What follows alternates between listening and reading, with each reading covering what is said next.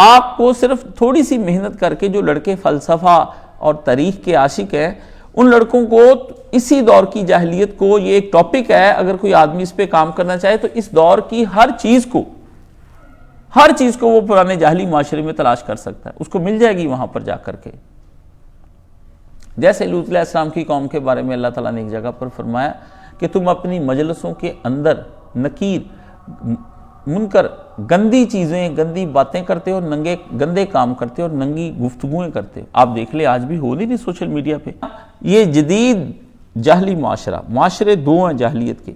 ایک معاشرہ وہ ہے جو کسی زمانے میں پتھروں کا معاشرہ ہوتا تھا، اس میں بھی مینٹیلٹی جاہلیت کی ہی تھی، خدا سے دوری کی تھی، خدا کی ادب معرفت کی تھی، خدا کو نہ پہچاننے کی تھی، چاہے وہ اہرام مصر کا دور تھا، چاہے وہ موہنجو داڑو تھا، چاہے وہ ہڑپا کی تہذیب تھی، چاہے وہ ٹیکسلا کی تہذیب تھی، یا وہ دور سمیری تہذیبیں تھیں،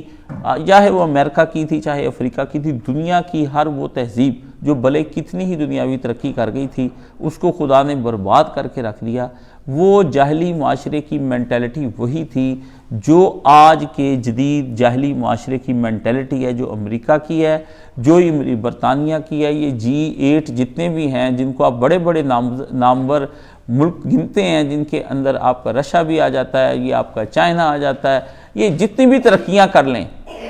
ان میں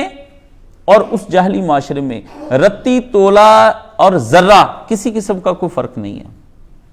یہ کپڑے سوٹڈ بوٹڈ، خوش اخلاق، خوبصورت، اپنے آپ کو بنانے والے، فٹ، اور اپنے آپ کو ان کے ایکسرسائزڈ باڈی جو ان کی ہوتی کر کر کے یہ کھانے، یہ ان کی تہذیبیں وہاں سے آتے ہیں۔ جی چائنا کے لوگ یہ کھاتے ہیں، جاپان کے یہ کھاتے ہیں۔ یہ جو مروب لوگ ہوتے ہیں، یہ آ کر ہمارے ہاں اس طرح کی باتیں کرتے ہیں اور ہمیں آ کر سناتے ہیں کہ وہ اس طرح اس قوم کے اندر یہ خوبی ہے۔ ایک دم سے یہ آدمی متاثر ہو جاتا ہے، اس کو اپنے نبی علیہ السلام کے تخلیق کردہ معاشرے کے اندر کوئی خوبی نظر نہیں آتی۔